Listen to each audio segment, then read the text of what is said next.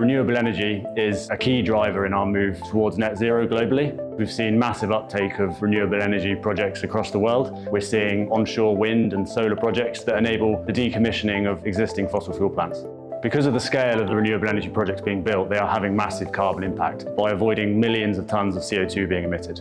So why is it that so few energy projects have been highly rated by BeZero?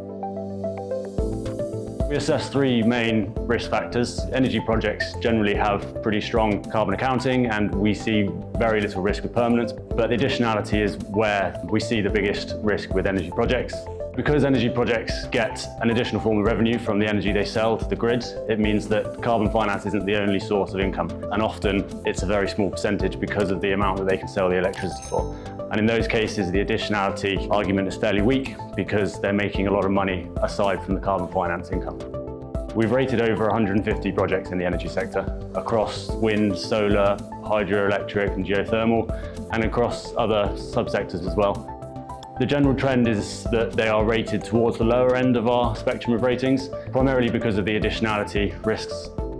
Generally, the projects that we've rated higher, some of which are as high as BBBs on our rating scale, they have better arguments for additionality. They tend to have been developed in environments where policy wasn't supporting them or where revenue wasn't as strong at the time, and it means that the carbon finance is playing a bigger part in their inception.